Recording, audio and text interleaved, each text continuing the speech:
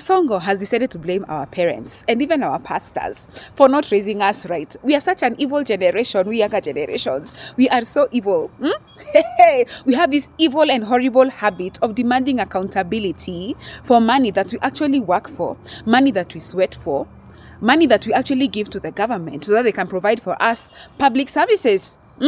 But this horrible behavior, it must be our parents who did not teach us right. It must be our pastors. We have this horrible habit of disrespecting our leaders, disrespecting our elders. And so horrible is this habit that some of us even had to have their brains blown out of their heads for it.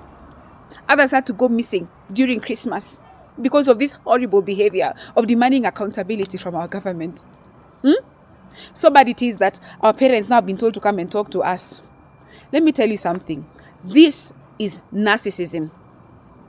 As a cult survivor myself, as a person who's gone through the hands of many narcissists, I recognize this as triangulation. Triangulation is one of the tools that narcissists use to control people. When a narcissist tells you to do something that is stupid, something that doesn't make sense, something that will work to destroy you, and more often than not, that very thing they're asking you to do is something that will benefit them. Okay, in this case, we're talking about them being corrupt, about them having their own money, having not even their own money, using our money which is sweat for. They want to use it for their own mansions and for their own choppers and for their own whatevers.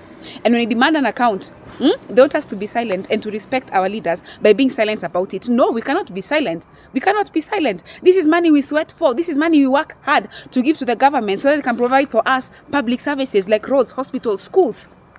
So, when a narcissist asks you to do something stupid that will benefit them but destroy you simultaneously, and you refuse, the narcissist always has an arsenal of weapons available to them, and one of them is triangulation. Now, triangulation is a case where they deploy a third party. This third party is called a flying monkey. Okay, the flying monkey has been sent with a report to come and give to you about why you should respect them, about why you should obey them. Hey, I've seen this happening a lot in cults. Hi, a man of God will give you a stupid instruction like quit your job and go into full-time ministry.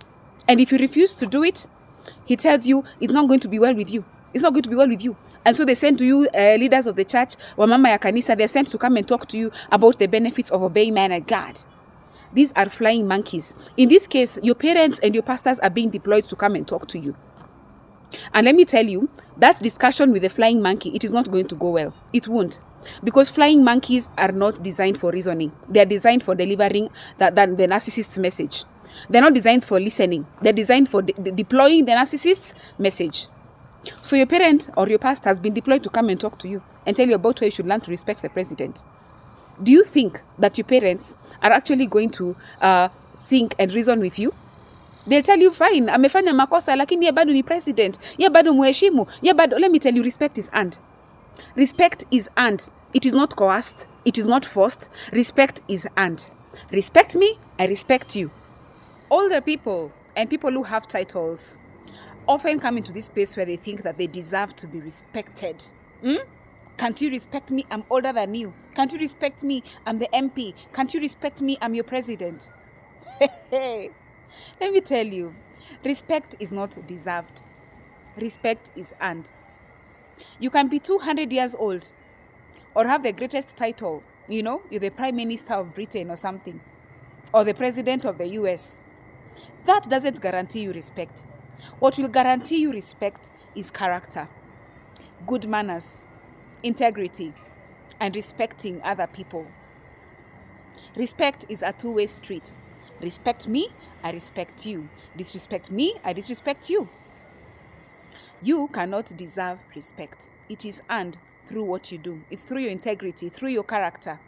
So you cannot come and tell me just because you're my parent and because you have bad manners, I'm supposed to respect you. How?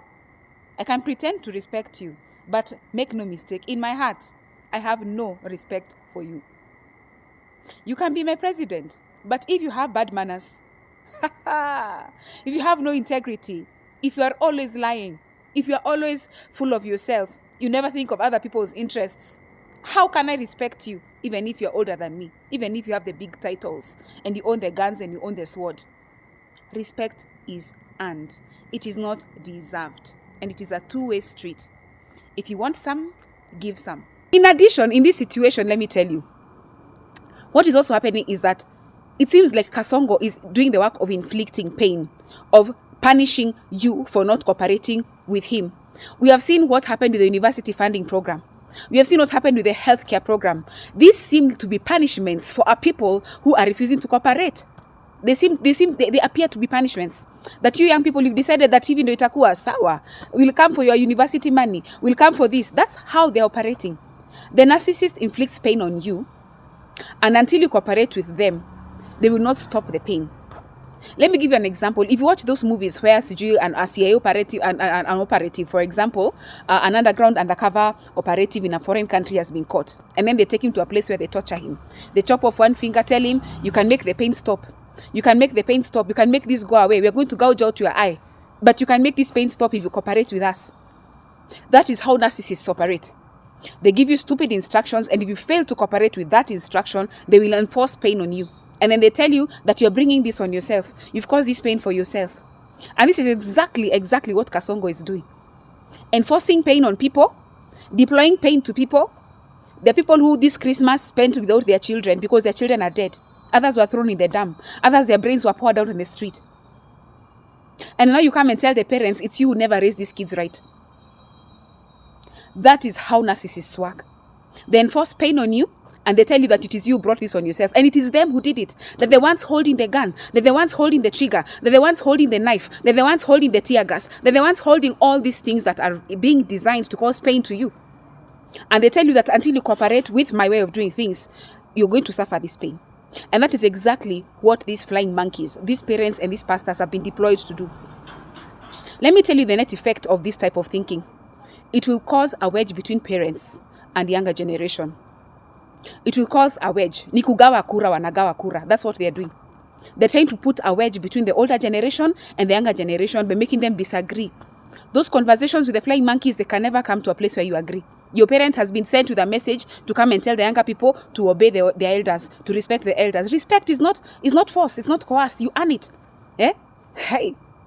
But this thing will cause a real rift within families. It will cause a rift within the church, because the church has older people and younger people, because they will not be able to see eye to eye. It will only bring wars. It will only bring a chaos. It will cause a place where the older generations see younger generations as people who don't know what they are doing. And it will enforce a system of gatekeeping. The older generation, they are a generation of people who went through a lot of gatekeeping. There's gatekeeping, where somebody thinks they are God over your life, where somebody wants to manipulate and control your decisions. They want to choose for you. And so they tell you, in the name of respect, me, I'm your elder, you must do what I'm telling you to do.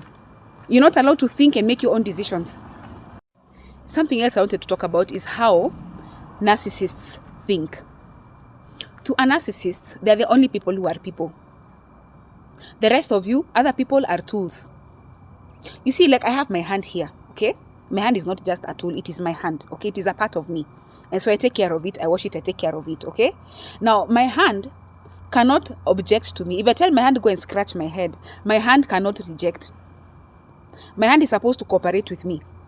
In a narcissist's mind, you are like their hand, or like their toes, or like their fingers. You're not supposed to have a mind of your own. You're not supposed to have ideas of your own. You're not supposed to think on your own. You're supposed to rely on them to be your brain. And narcissists love it that way, so that you can keep on worshipping them and adoring them and telling them that, you know what, hey, if it wasn't for you, my life would not be possible. If it wasn't for you, you know, you are my parent, or you know, you are my pastor. My life was meaningless without you, you know, or you are my president. You know, just like how Zakayo has a praise and worship team, narcissists like to be worshipped. And they want you to be dependent on them so that you keep on worshipping them, because they need that. They need to be worshipped. They have that need to be worshipped. And so how dare you, my hand, have a mind of your own? How dare you, because in their mind, you are not a person. You are a tool. You're a tool.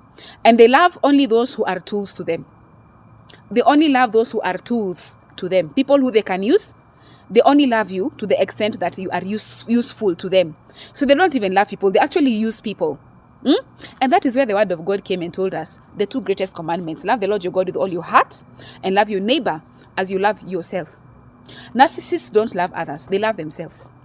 Even the love they share to you, it's because they are benefiting from you in some type of way.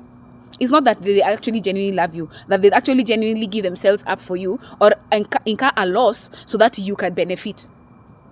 You exist in their minds only as a tool. And that's why even these young people, when Shashif came and this university funding model came, it became a tool. It became a tool to cause confusion, to cause chaos, to cause pain to people. That's all it is. You're only as useful as how much you can help them meet their agendas. But narcissists, generally speaking, they don't listen. They do not listen. Their pride cannot let them listen, because in their own minds they feel they're like a god. They're supposed to be worshipped. They're supposed to control others. They're supposed to have others adoring them. They're supposed to be listened to. They see themselves as this demigod who can never be wrong. And so when they actually get to a situation where they're forced to face how wrong they are, they'd rather kill, just like Cain killed Abel. Instead of just going to Abel and telling him, you know what, God didn't accept my sacrifice. Please tell me what you did that I didn't do. Maybe he could have learned something. What did Cain do? He cannot accept to be corrected, cannot accept it, cannot accept to be told, hey, you're wrong. He'd rather kill you than humble himself and admit I was wrong. That's how narcissists are. That's how it is. They are incapable of loving others. They only use others as tools. And for those flying monkeys think exactly like the narcissist.